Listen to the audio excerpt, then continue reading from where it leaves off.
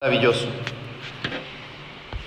Yo estaba pensando que yo no sé si es un mal presagio o qué, que empecemos la serie en Efesios con 3 huracanes en el Atlántico, uno pasando aquí cerca. José antes dijo que la lluvia así poquito a poquito es buena, ¿no? Entonces yo no sé si es un buen presagio, Dios está trayendo agua para regar la tierra y veremos frutos, o si es que viene tormenta y curvas y agárrense, hermano, agárrense. No sé, pero sé como sea, la iglesia es la iglesia del Señor. La iglesia es la novia de Cristo, la cual Dios ha salvado por gracia y en la cual el que empezó su perfecta obra la sigue perfeccionando. Así que nuestra confianza está en Él. Yo realmente me dispongo a predicarle muy consciente, y quiero que ustedes también sean conscientes de mi tremenda limitación. Efesios es una carta, como hemos podido brevemente, si se fijaron en la lectura que hizo José, es súper condensada, hay tantas verdades maravillosas, están tan juntas que es difícil parar y centrarnos y discernir, Dios mío, por partes, ¿quién me estás comunicando? Entonces, a nivel de comprensión, de exposición, me veo limitado, pero a nivel de ser humano, de pecador, me veo inmensamente limitado. Mi petición, mi ruego al Señor es que Él pueda, a pesar de mí, conquistar vuestros corazones para la alabanza de su gloriosa gracia. Como dijo el hermano Edgar, el título es complicado, yo soy pésimo para escoger títulos. Los títulos son como resúmenes, ¿no?, de la idea principal de un sermón, de lo que sea, y pues tienes que ser muy bueno resumiendo. Yo soy pésimo resumiendo, todos aquí saben de eso, ¿no? Yo soy de los que no mandan audios, mandan podcast, ¿no? El audio más corto mío tiene 5 minutos. Entonces, traté de resumir la idea después de hacer varias lecturas en este título: una iglesia llena de la plenitud de la gracia de Dios vive para alabanza de su gloriosa gracia. Una iglesia llena de la plenitud de la gracia de Dios vive para alabanza de su gloriosa gracia. Si la carta a los Efesios fuera un cuadro, este sermón, ese primer sermón de esa serie, pretende ser como los focos, esos focos chiquititos que se ponen para iluminar la belleza divina de dicha obra. Yo lo que quiero es conducirles hoy en un tour introductorio en el cual nosotros pasaremos de forma superficial, de forma panorámica, a través de las maravillosas verdades que se encuentran en esta porción de las Sagradas Escrituras. Yo quiero, realmente mi deseo, mi expectativa es que al salir de aquí ustedes salgan realmente conquistados, cautivados por esta carta. Quiero que realmente salgan enamorados por las verdades que aquí están, y en vuestras casas sigan estudiando, sigan leyendo. Yo de hecho les aconsejo, les animo que usen la carta de Efesios como vuestra carta devocional de lectura y meditación diaria, como vuestra guía de oración. Oren, lean esas verdades y oren a la luz de esas verdades. Es profunda, es transformador cada trocito, cada porción de lo que Dios ha destinado que se revelara a través de ese escrito. Hoy nosotros, como dije, vamos a sobrevolar por los pasajes más conocidos de la carta, tratando, hermanos, de vislumbrar el hilo conductor, el marco que sostiene esa carta. Así que déjame explicarles un poco cómo está dispuesta la carta a los Efesios. Como todos sabemos, es parte de la Escritura, de la revelación divina, por lo tanto es palabra de Dios, es inspirada por Dios, es palabra de Dios, pero está dispuesta en 2 grandes secciones. La primera, el Espíritu Santo de Dios realmente quiso impregnar de gloria y de majestad para cautivar nuestros corazones. Por eso entramos en los primeros 14 versículos y somos acribillados de verdades maravillosas. La predestinación, la adopción, la redención y tantas más ahí están reveladas de forma torrencial para nosotros. Lo que se nota al leer la carta y percibir esa saturación de esas verdades es que Dios quiere para llevarnos a la segunda parte, que es la parte práctica de la carta, quiere primero enardecer, incendiar, inflamar nuestros corazones, avivar nuestras vidas a la luz de esas verdades. Los versículos del 3 al 14, nuestro hermano estuvo leyendo del 1 al 14, buscan saturar nuestros corazones con tamaña majestad, de modo que experimentemos el más profundo y santo deleite, y así irrumpamos en alabanza y exaltación al Trino Dios de nuestra salvación. En estos versículos encontramos por lo menos 10 bendiciones que el creyente en Cristo Jesús recibe de parte de Dios Padre por medio de Dios Hijo, siendo finalmente todo esto sellado con la presencia del Espíritu Santo, que es la garantía de nuestra redención. Hermanos, todo esto proviene de Dios. En la medida que vayamos avanzando en esa carta, quiero que esto quede claro a cada uno de ustedes. Todo esto procede de Dios. El agente activo, el que toma la iniciativa, el que lleva a cabo la obra de la salvación, del principio al fin, de la eternidad hasta la eternidad, es Dios y no nosotros. Dios lo hace mediante nuestro Redentor y suficiente Salvador Jesucristo, y sella ese paquete de gloria y maravilla con el sello y la garantía del Espíritu Santo, la presencia del Espíritu Santo en la vida del creyente. Quiero resaltar, hermano, cada detalle de esta carta es oro puro. Si ustedes se fijan, si prestaron atención a la lectura y en la medida que vayamos leyendo, se darán cuenta que ninguna de las bendiciones o beneficios que se presentan en esta carta son de carácter individual. Es decir, Dios no te está hablando a ti individualmente, siempre es a la iglesia, a nosotros, a los santos, a los fieles, a los creyentes en Cristo Jesús. Es una carta a la iglesia, a cada uno de nosotros, y lo podemos ver de forma patente en el versículo 23, el que quiera ver el versículo 23 del primer capítulo, cómo se refiere a este nosotros, que es la iglesia, la cual es el cuerpo de Cristo, la novia del Salvador. Y aquí hay un misterio increíble que es revelado para nosotros, muy difícil de comprender. Y es que siendo Cristo la plenitud de todas las cosas y aquel que lo llena todo, la plenitud de Cristo es la iglesia. Más adelante, dentro de una semana, pararemos sobre este versículo y trataremos de ahondar. Pero Cristo llena todo en todo. Pero Cristo a su vez es completo en la iglesia, su cuerpo, siendo Él un regalo de Dios Padre. El texto dice, y Dios, a ese Cristo glorificado y exaltado, lo dio a la iglesia. Dios Padre dio Cristo a nosotros y nosotros somos su cuerpo. Es maravilloso, y todo esto para alabanza de la gloria de su gracia. Hermanos, leer esta carta, meditar sobre esta carta, es como mirar la luz del sol atravesando un diamante. La luz del sol, cuando atraviesa un diamante, se fragmenta, ¿no? Vemos como en varios colores, descompuesto en varios colores, pero algunos son más vibrantes, son más vivos que otros. Son todos bellos, pero algunos nos impactan más, nos llaman más la atención. Hoy lo que nosotros vamos a hacer es justamente, de manera panorámica, fijarnos en esos colores más vibrantes que marcan el ritmo de esta carta.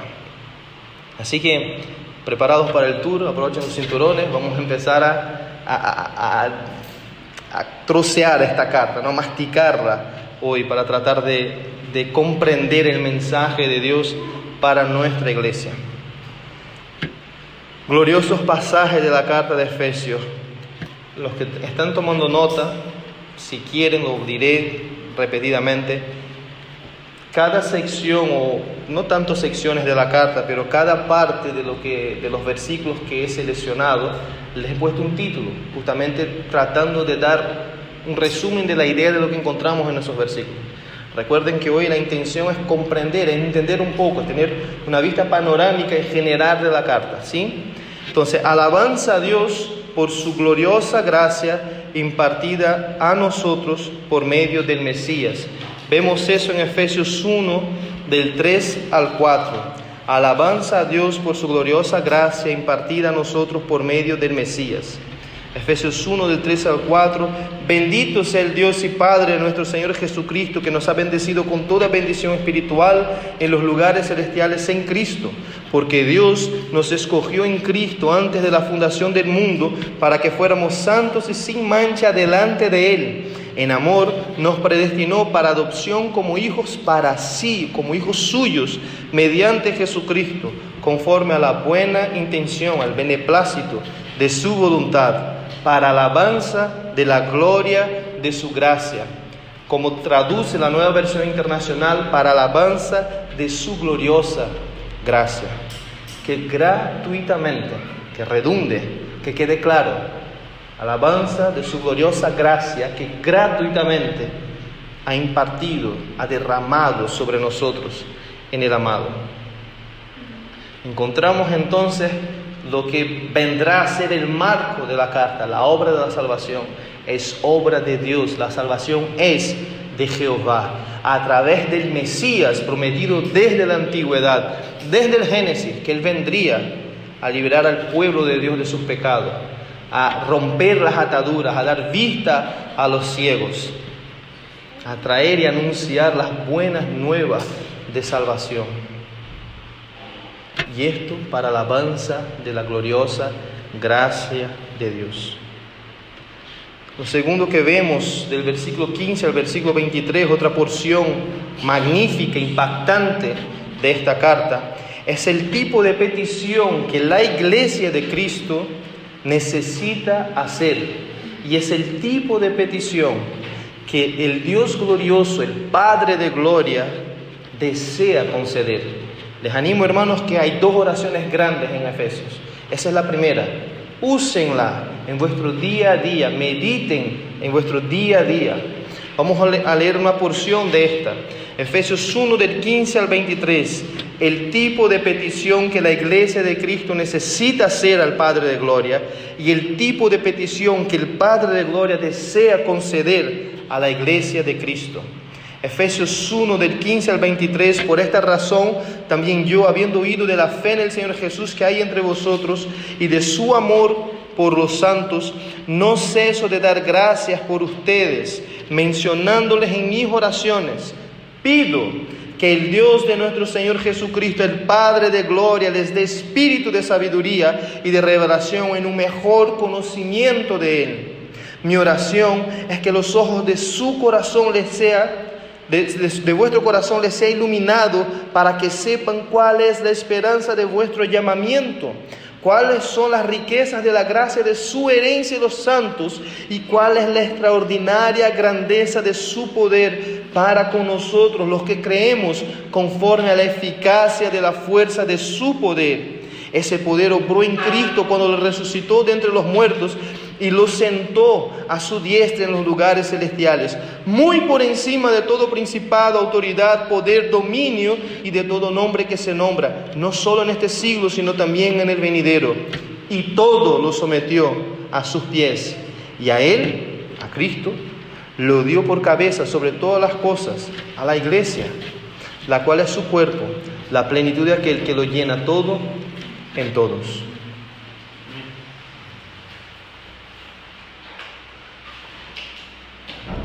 Es una metralleta, les dije. Es una lluvia torrencial.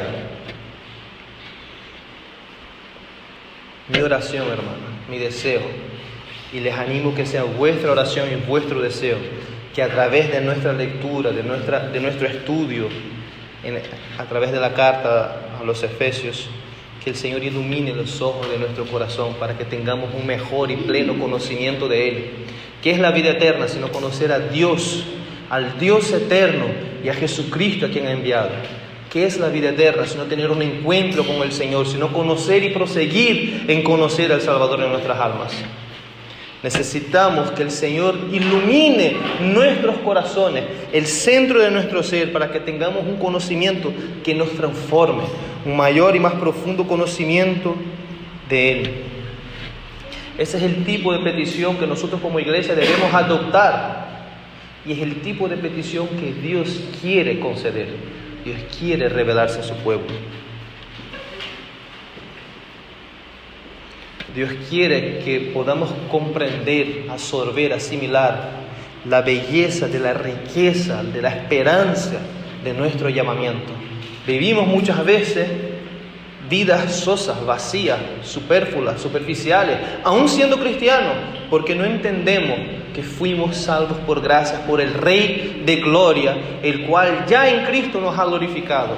Es preciosa la esperanza que tenemos en Cristo y el Señor quiere mostrarnos eso. Y damos, hermanos, oremos esta oración maravillosa. ¿Cuáles son las riquezas de la gloria de su herencia en los santos? ¿Has pensado en esa semana que en Cristo Jesús tienes la riqueza de la gloria que has heredado del Padre por gracia? En fin, no voy a predicar sobre este pasaje. Vamos a pasar a la siguiente porción.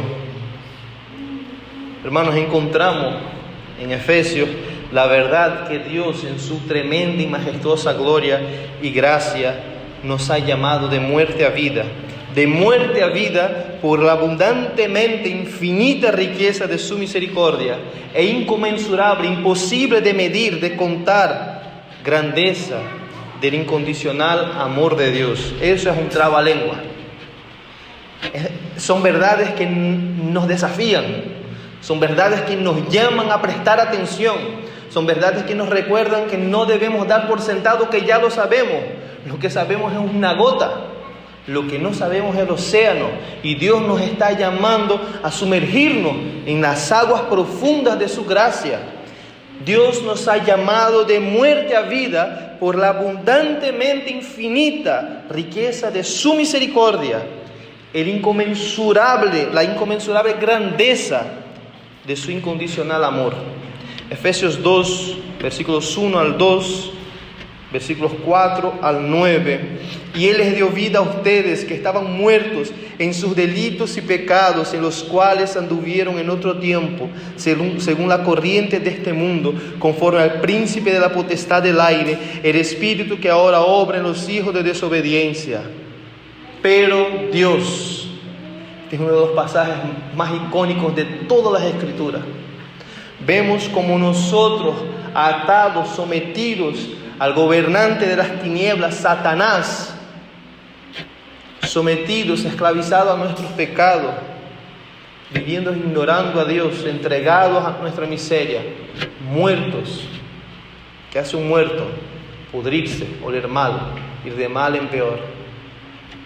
Pero Dios, pero el Rey de Gloria, pero aquel que es santo, santo, santo, aquel que encuentra deleite pleno y eterno en sí mismo, hermanos, desde la eternidad te conoció y marcó el día en el que irrumpiría en tu vida y te frenaría y te salvaría y te tomaría para sí, te adoptaría como hijo suyo en Cristo Jesús.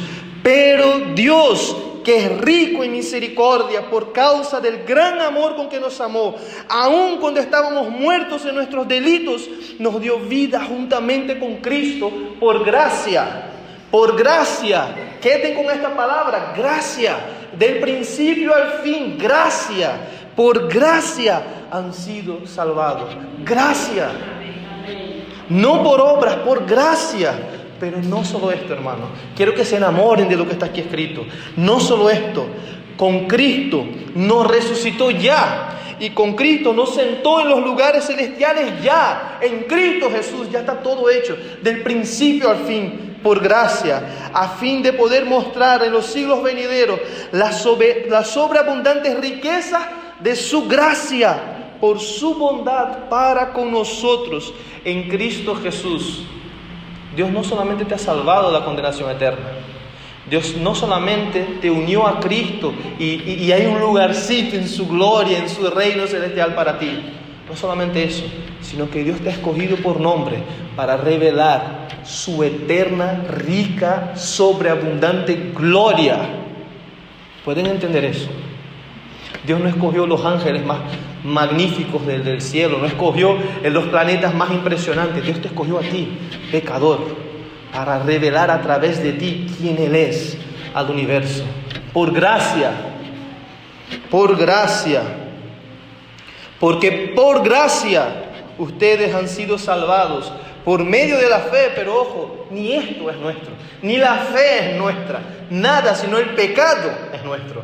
Todo lo demás es por gracia, y esto no procede de ustedes, sino que es un regalo, es una dádiva, es una ofrenda de Dios, no por obra, para que nadie se gloríe. Como dice 1 Corintios, al final del capítulo 1, que Dios no escogió lo grande de este mundo, lo magnífico de este mundo, sino lo vil, lo menospreciado. ¿Para qué? Para que aquel que se gloríe, gloríese en el Señor. Esta carta es una invitación para que glorifiques al Señor, para que te confíes en el Señor, para que disfrutes de Él. Otra de las verdades magníficas que encontramos en esta carta es que Jesucristo es nuestra paz, pero no una paz cualquiera, paz en las Sagradas Escrituras, el shalom de Dios es esa total aceptación, relación plena, directa, desimpedida con el Creador. Cristo es nuestra paz. En la cruz, el Mesías dio muerte a la enemistad entre Dios y los hombres. Efesios 2 del 12 al 18. Efesios 2 del 12 al 18. En la cruz el Mesías dio muerte a la enemistad entre Dios y los hombres. Recuerden que en este tiempo ustedes estaban separados de Cristo, excluidos de la ciudadanía de Israel, extraños a los pactos de la promesa, sin tener esperanza y sin Dios en el mundo. Pero ahora en Cristo Jesús, ustedes que en otro tiempo estaban lejos, han sido acercados por la sangre de Cristo. Qué lenguaje precioso, qué lenguaje precioso. Como también leemos en Corintios, 2 Corintios 5, creo que el versículo 18, dice que todo esto procede de Dios, quien nos reconcilió consigo mismo. Dios fue el que vino a buscarnos. Dios no esperó que nosotros fuéramos a Él, porque como un muerto puede buscar la vida, un muerto recibe vida. Él nos acercó a sí mismo a través de su Hijo. Es maravilloso eso. A través de la sangre, del sacrificio, de la entrega total del Mesías, de Cristo Jesús, dice el texto, porque Él mismo es nuestra paz. Y de ambos pueblos hizo uno, derribando la pared intermedia de separación, poniendo fin a la enemistad en su carne molida en esa cruz, su carne clavada en aquella cruz, poniendo fin a la enemistad en su carne, la ley de los mandamientos expresados en ordenanzas, para crear en sí, en Él mismo, de los dos un nuevo hombre, estableciendo así la paz, para reconciliar con Dios a los dos en un cuerpo por medio de la cruz, habiendo dado muerte en ella a la enemistad. Como dijo un autor, en la cruz vemos la muerte de la muerte. Ahí vemos la muerte de la enemistad, la muerte de la separación entre Dios y el hombre. En los clavos que clavaron en sus manos encontramos nuestra vida. Es como si al escurrir la sangre del cuerpo santo de nuestro Señor Jesucristo, un río de agua viva viniera y nos bañara y nos encontrara en la sequedad de nuestros pecados y nos diera vida y vida en abundancia. Paz, paz, paz, dice el texto. Y vino y anunció paz a ustedes que estaban lejos y paz a los que estaban cerca. Como leemos en Lucas 2:14, gloria a Dios en las alturas y en la tierra paz, paz entre los hombres en quienes Él se complace. Dios se complace en ti. Cristo es nuestra paz. Hermanos, hay aceptación ante Dios. Hay amor para ti de parte del trono de gracia, porque Cristo es nuestra paz, porque en la cruz la enemistad encontró su fin, su muerte. Versículo 18, porque por medio de Cristo los unos y los otros tenemos nuestra entrada al Padre en un mismo espíritu. Justificados pues por la fe tenemos paz para con Dios por medio de nuestro Señor Jesucristo. que no vino a morir por justo, sino por injusto. Que no vino a buscar dignos, porque no había, ni no hay ninguno digno, sino para entregarse a Él y hacer Él mismo pecado, para que nosotros fuéramos hechos justicia de Dios en Él. Paz, hermanos, paz. Efesios 3, versículos 4 al 6, versículos 10 al 12, vemos el gran misterio del Evangelio siendo revelado. Y la iglesia como un instrumento a través del cual Dios se revela al universo.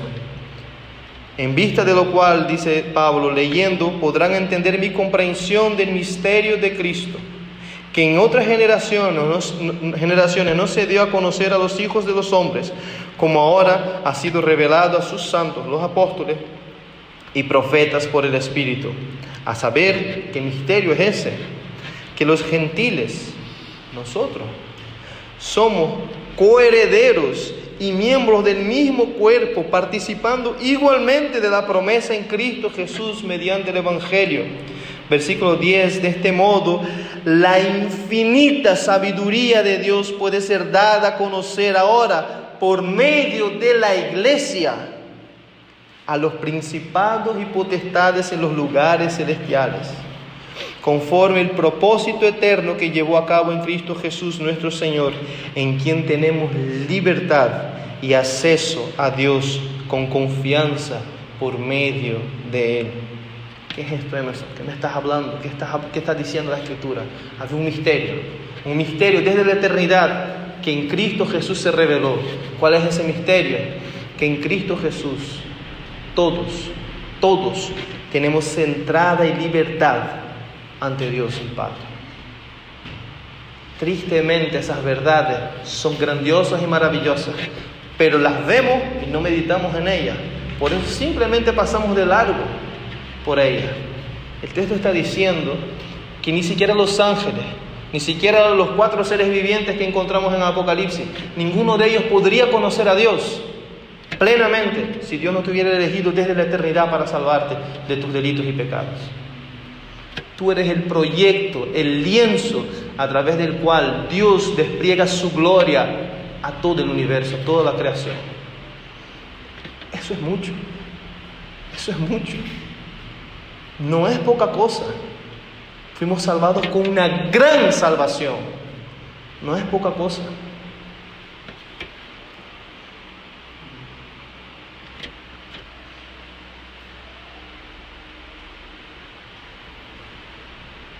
Encontramos entonces la segunda oración, la segunda petición que debemos hacer nuestra. Debemos pedir a Dios ser fortalecidos con poder, según las riquezas de la gloria de Dios. Conocer las dimensiones del amor de Cristo para ser llenos de toda plenitud de Dios. Efesios 3, del 14 al 19, por esta causa, pues doblo mis rodillas ante el Padre de nuestro Señor Jesucristo, de quien recibe nombre toda familia en el cielo y en la tierra. Les ruego que Él conceda a ustedes conforme las riquezas de su gloria. Las riquezas de su gloria. El ser fortalecidos con poder por su Espíritu en el hombre interior. Hermanos, cuando estamos pasando por circunstancias adversas, complicadas, nuestra lucha con el pecado, nuestra lucha con este mundo caído, ¿cuántas veces nos detenemos a decir, espera. En Cristo Jesús hay una gloria, hay una riqueza, una abundancia de gloria de la cual soy yo heredero.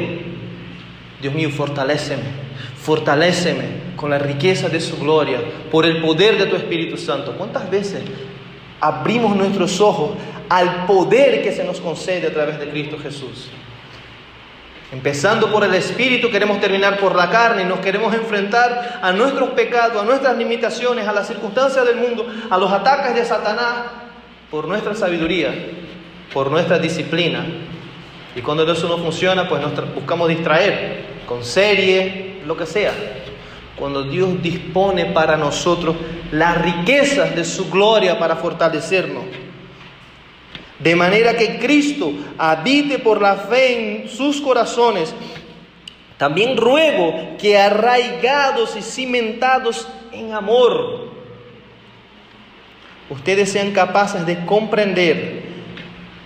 Fíjense las dos palabritas que se utiliza aquí. Que ustedes sean capaces de comprender con todos los santos cuál es la anchura, la longitud, la altura y la profundidad. Y de conocer. Comprender y conocer. ¿Cuántas veces oramos al Señor y pedimos, Dios mío, permítame comprender a nivel intelectual, pero también conocer de forma íntima la dimensión del amor de Cristo? Pidamos que el Señor no solamente abra nuestro entendimiento para comprender a nivel racional las doctrinas de la gracia, el Evangelio, sino que podamos conocerlas de forma íntima, de forma personal, que pueda impactar nuestras vidas, el amor de Cristo. Y de conocer el amor de Cristo, que sobrepasa el conocimiento, todo entendimiento, toda lógica, como un autor puso como título de su libro, el loco amor de Cristo. Ese amor inesperado, incomprensible. ¿Quién diría? Los ángeles atónitos mirarían. ¿Quién diría que el juez del universo se entregaría en la cruz para ser parte de su gloria eterna, para que reinen a su lado eternamente a sus mismos detractores, traidores, enemigos? ¿Quién diría que el Dios justo se haría injusto para que esto fuera justicia de Dios en él? ¿Quién diría? No entendemos esas cosas, hermano. No entendemos. Son demasiado grandes para que podamos comprender. No pensamos en esto. Necesitamos orar y pedir a Dios que cautive nuestras mentes y nuestros corazones para que podamos comprender la dimensión del amor de Cristo. Ese amor que sobrepasa todo conocimiento, para que entonces podamos ser llenos hasta la medida de toda plenitud de Dios. ¿Quieres ser lleno hasta la medida, hasta rebosar de toda plenitud de Dios? Necesitas comprender, necesitas conocer el amor de Cristo.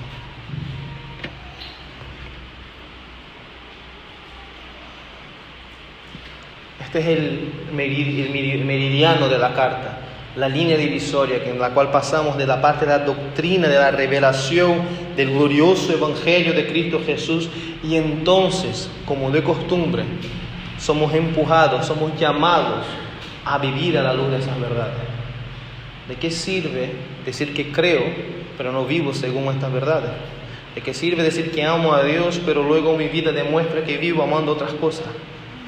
Efesios quiere conquistar nuestros corazones con la gloriosa gracia de Dios para que podamos vivir a la luz de su gracia. Una vida acorde al divino llamado. Efesios 4, del 1 al 6. Yo pues, prisionero del Señor, les ruego que ustedes vivan de una manera digna, acorde a vuestra vocación con la cual ha sido llamado. Que vivan con toda humildad y mansedumbre, con paciencia, soportándose unos a otros en amor, esforzándose por preservar, guardar la unidad del Espíritu en el vínculo de la paz. Hay un solo cuerpo y un solo Espíritu, así como también ustedes fueron llamados en una misma esperanza de vuestra vocación, un solo Señor, una sola fe, un solo bautismo, un solo Dios y Padre de todos, que está sobre todos, por todos y en todos. Este cierre es magnífico. Dentro de un par de meses estaremos sobre este pasaje y meditaremos un poco más. Dios no simplemente te ha salvado para que tú vayas por libre solo, sino que Dios te ha salvado y Dios es por ti. Dios todos los días es por ti. Si Dios es por nosotros, ¿quién contra nosotros? Dios es por ti, está de tu parte, está al lado tuyo. Pero no solamente esto, está sobre todo. Él tiene el control de todas las cosas. Él es el Dios soberano que nada escapa a su dominio. Pero no solamente esto, sino que está en nosotros. Vive en ti.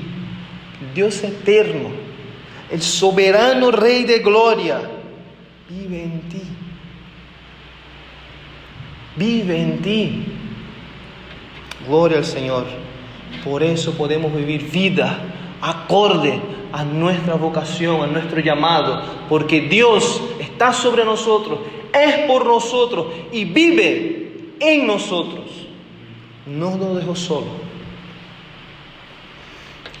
Capacitados, llenos de esa vida del Espíritu Santo, de Dios en nosotros, podemos entonces vivir el servicio comunitario del amor, el servicio comunitario y amoroso de edificar el cuerpo de Cristo, que es la iglesia. Edificar el cuerpo de Cristo, que es la iglesia, a la semejanza del mismo Cristo. Efesios 4, del 11 al 13 y versículo 16. Efesios 4, del 11 al 13 y 16. Y Él, Dios, dio a algunos el ser apóstoles, y a otros profetas, y a otros evangelistas, y a otros pastores y maestros, a fin de capacitar a los santos, a la iglesia, para la obra del ministerio, la obra del servicio, para edificación del cuerpo de Cristo, hasta que todos lleguemos a la unidad de la fe y del pleno conocimiento del Hijo de Dios, a la condición de un hombre maduro, a la medida de la estatura de la plenitud de Cristo. No sé cómo te sientes en tu vida cristiana, no sé si te sientes satisfecho. Oye, ni tan mal, no soy lo que quisiera ser, pero vamos bien. Dios no te llamó, Dios no pone a los que enseñamos en la iglesia para que tú te alimentes, te llenes la panza espiritual y te vayas a tu casa tan pancho, sino para que tú seas capacitado para preocuparte que el otro está alcanzando esa plenitud también, que el otro está creciendo a la imagen y semejanza del Salvador. La obra del ministerio, la obra del servicio es dada a la iglesia. Los que enseñamos, les capacitamos a la iglesia para que juntos trabajemos en amor, preocupándonos unos por otros.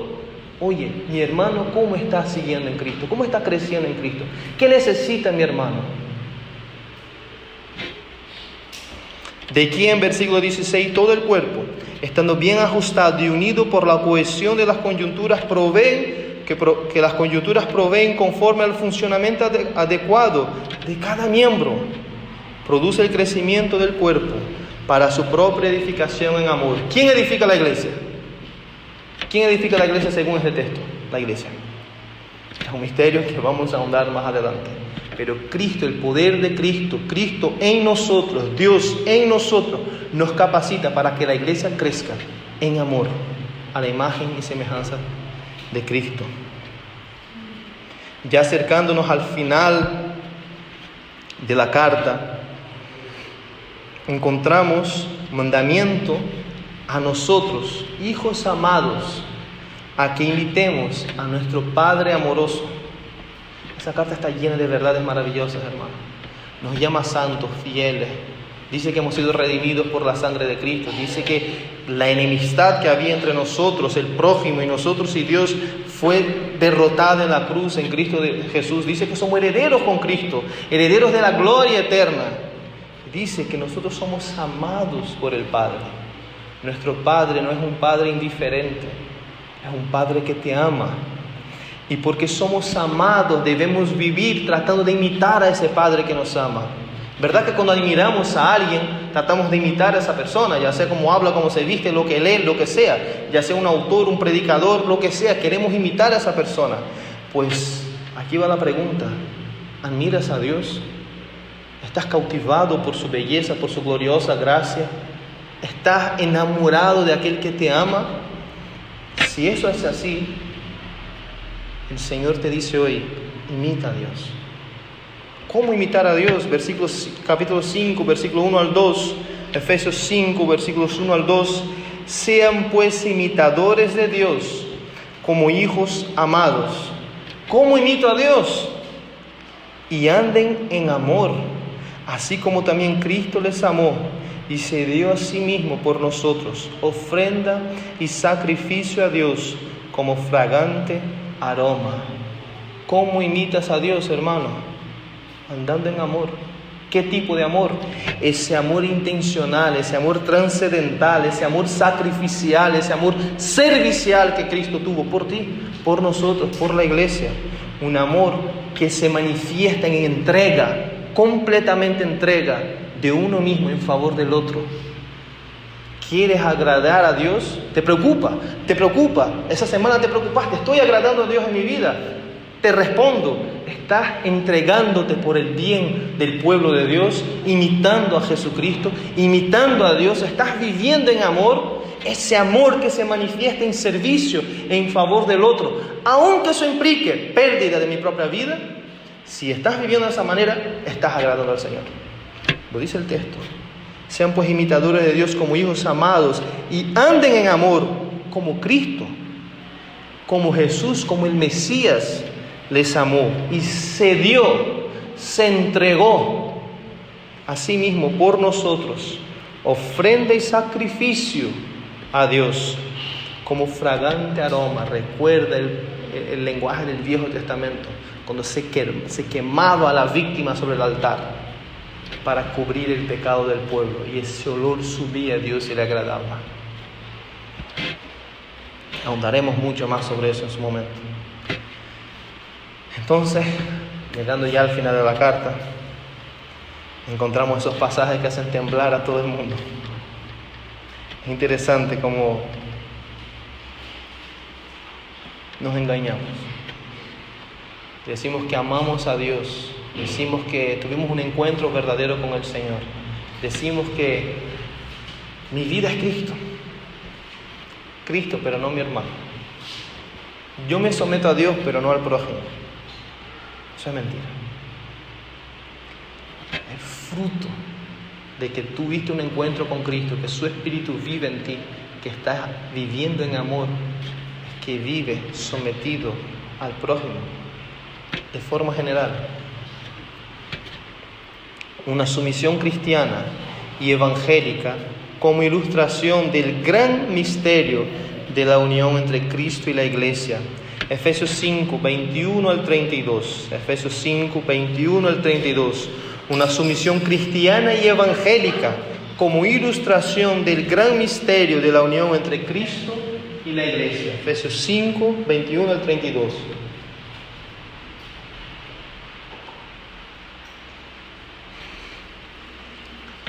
Sométanse unos a otros en el temor de Cristo.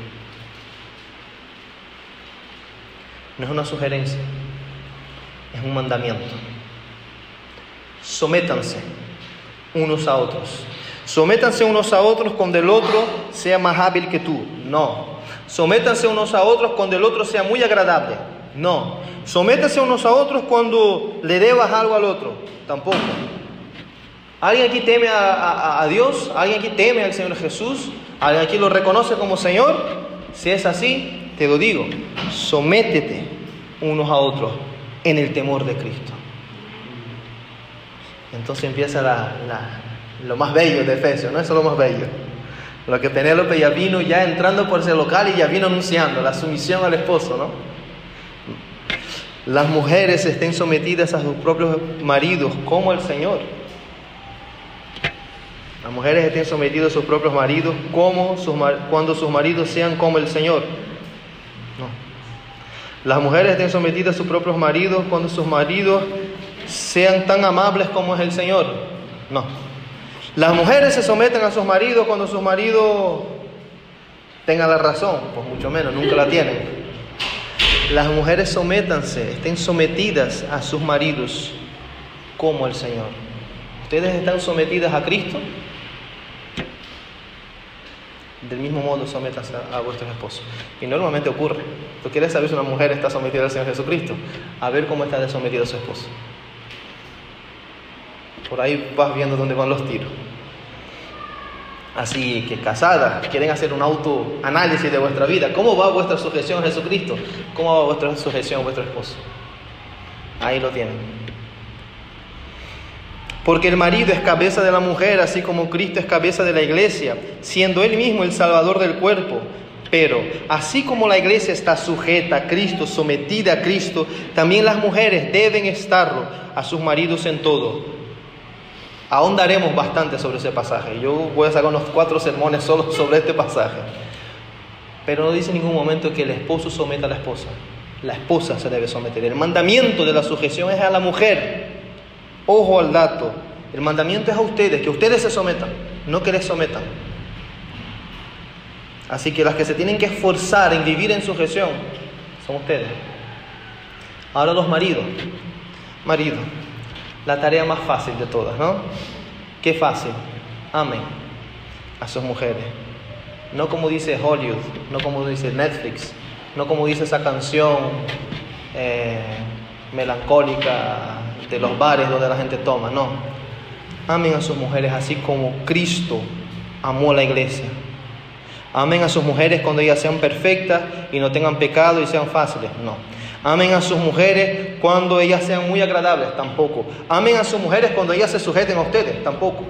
Porque la iglesia justamente es la prueba viva que nada de esas cosas ocurren de manera, digamos, continua. Vamos a ser realistas. No nos sujetamos al Señor la mayoría del tiempo. No somos fieles al Señor la mayoría del tiempo. No nos preocupamos acerca de su voluntad para nuestra vida la mayoría del tiempo. Literalmente somos la novia más infiel y más desnaturada que existe en la historia del universo. Esa es la iglesia. Esposo, amen a vuestras esposas como Cristo amó la iglesia. ¿Y cómo Cristo amó la iglesia?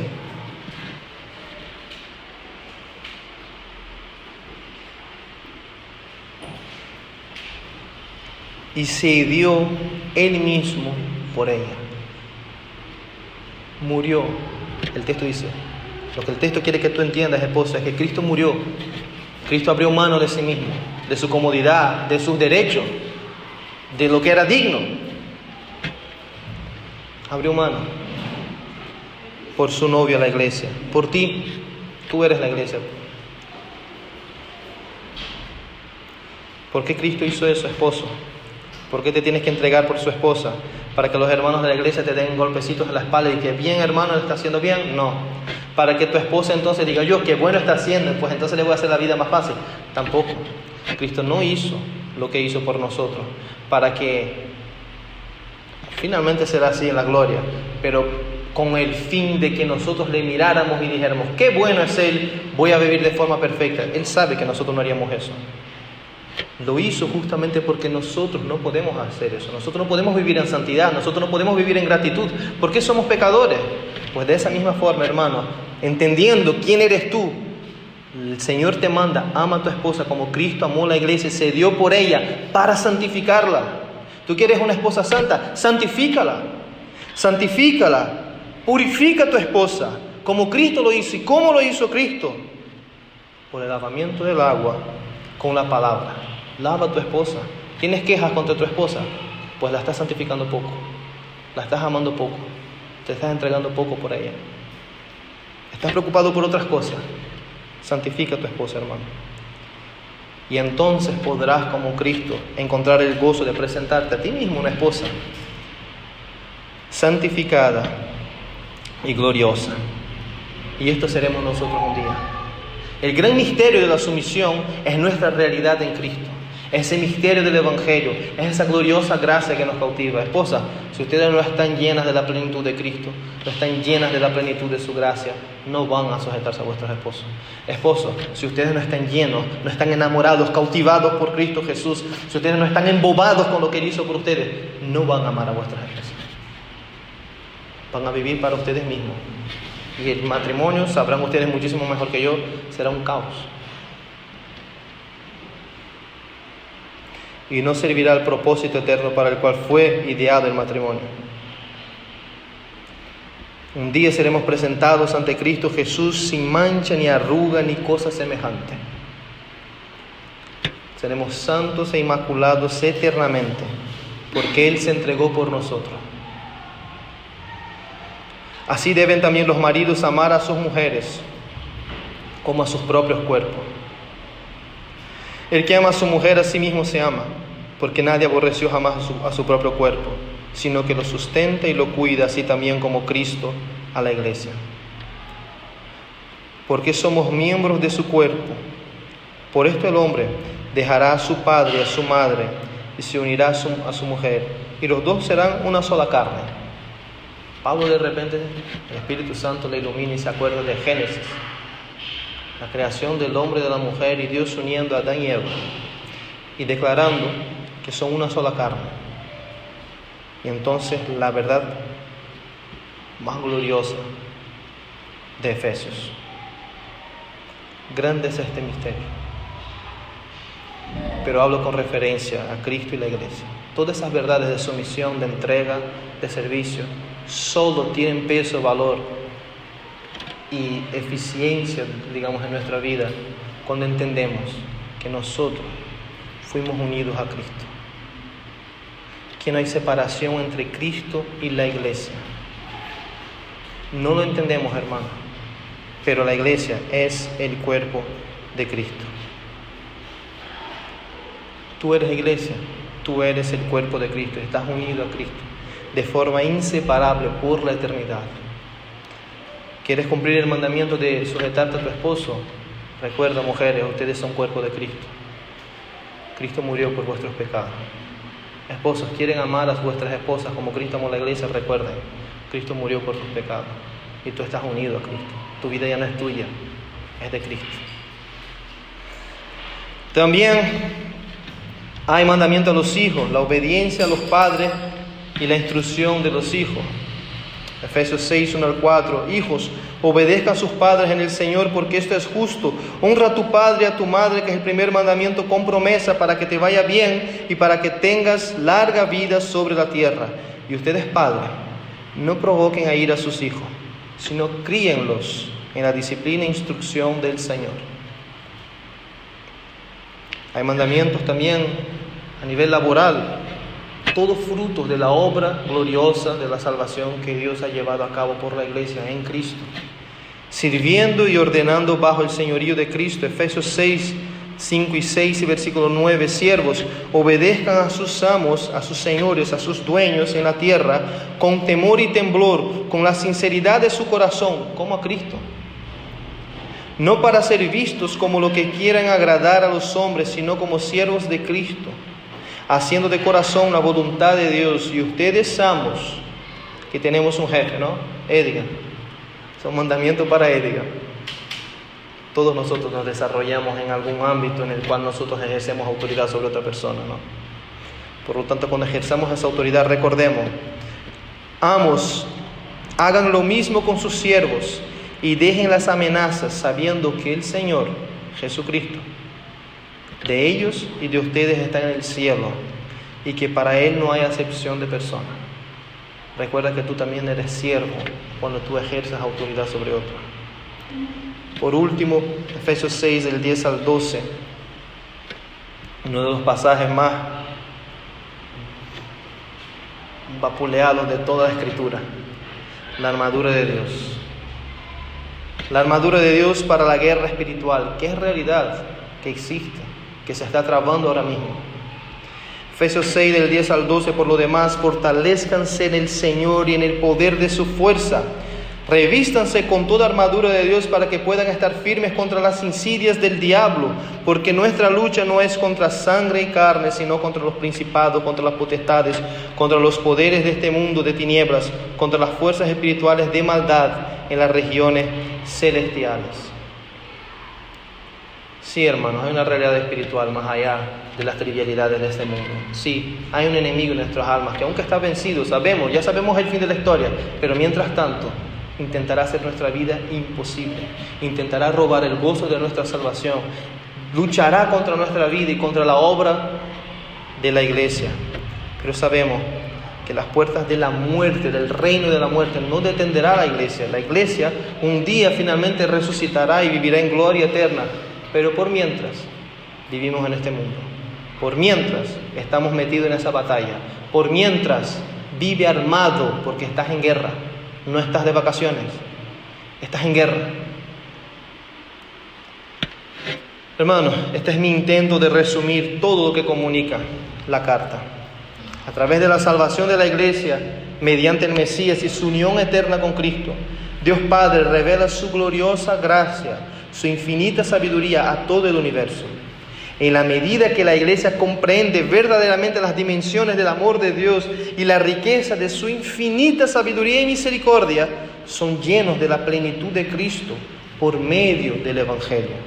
Y llenos del poder del Espíritu, son capacitados a vivir de forma digna de su llamamiento, alabando a Dios, maravillados por su gloriosa gracia divina en humildad y amoroso servicio a Dios y al prójimo.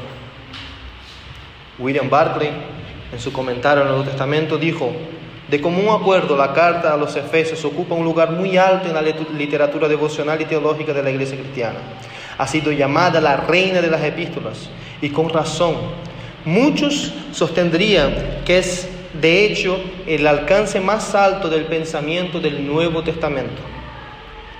James Montgomery, también en su comentario expositivo, dice: John Mackay, expresidente del Seminario Teológico de Princeton, que se convirtió a la edad de 14 años mediante la lectura de Efesios, lo llamó el grande, el más maduro y para nosotros el más relevante de todos los escritos de Pablo.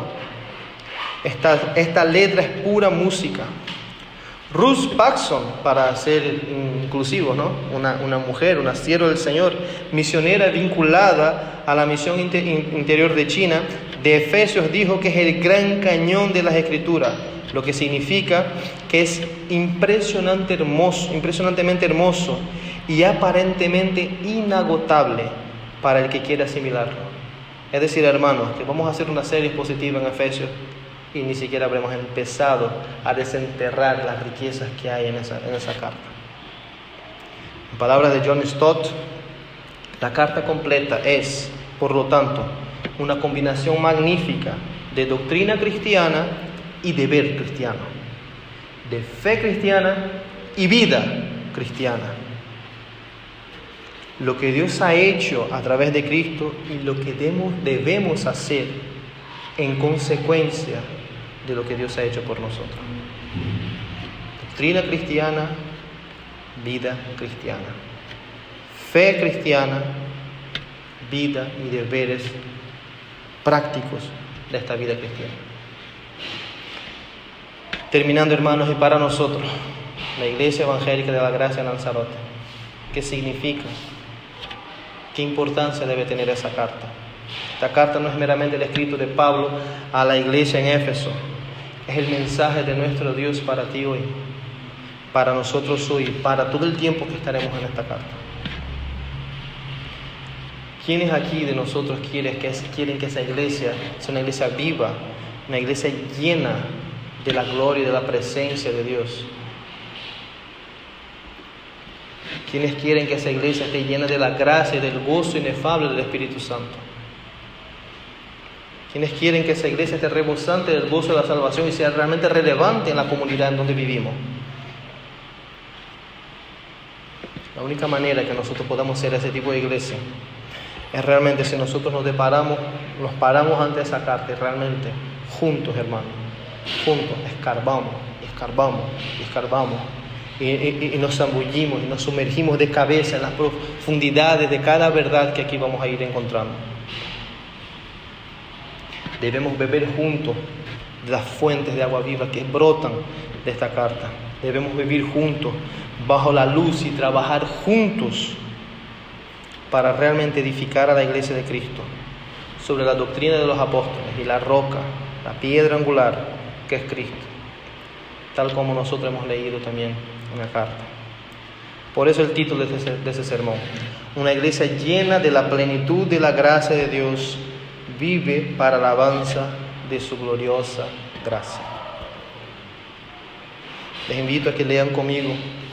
Quisiera que leyéramos a una sola voz Efesios 3 del 20 al 21.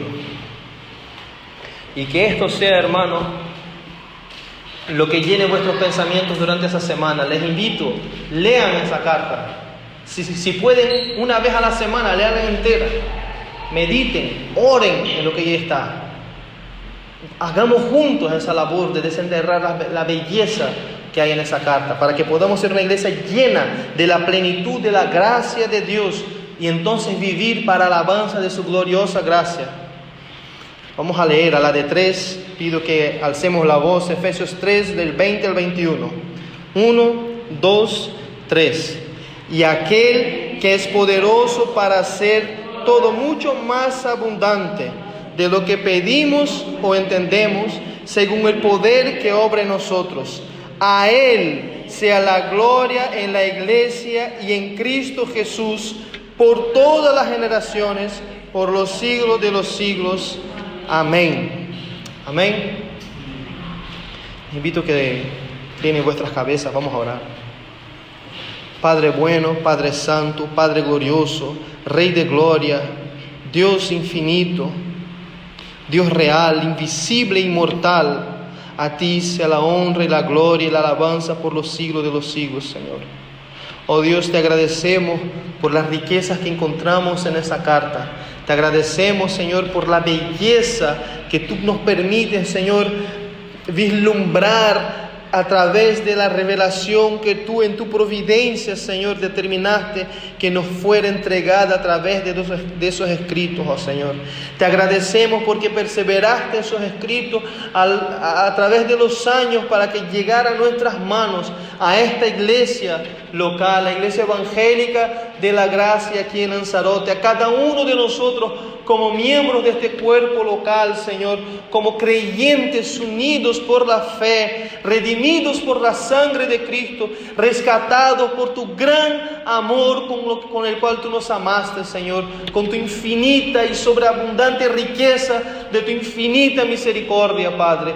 Te agradecemos, Señor, porque podemos conocer la realidad de nuestra identidad en Cristo, que somos su novia, su iglesia, su herencia. Él es nuestro cabeza y nosotros estamos unidos por la eternidad en Cristo Jesús. Oh Padre, estas verdades, ese misterio es demasiado grande, no podemos comprenderlo, Señor, pero confiamos, oh Dios, que eso es justamente lo que tú quieres, Señor, que nosotros tengamos un mejor y más pleno conocimiento de ti, de tu gloria, que nosotros podamos entender la magnitud, las dimensiones del amor de Cristo. Tú quieres que nosotros crezcamos en madurez, crezcamos en amor, arraigados y cimentados en amor, que trabajemos juntos y que crezcamos según el don que tú nos das a cada uno. Crezcamos en el servicio mutuo, en el amor mutuo, en la entrega unos por otros.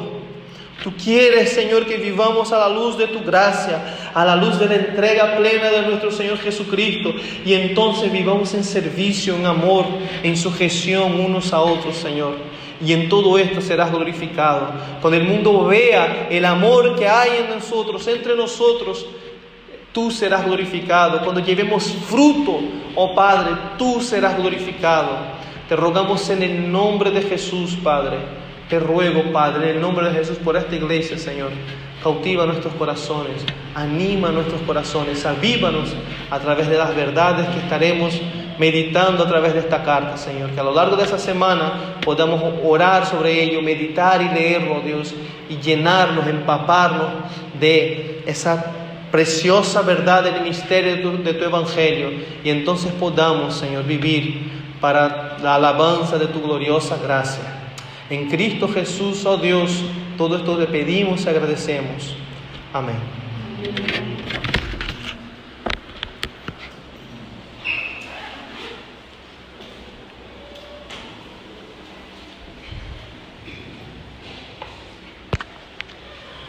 Gracias damos a Dios por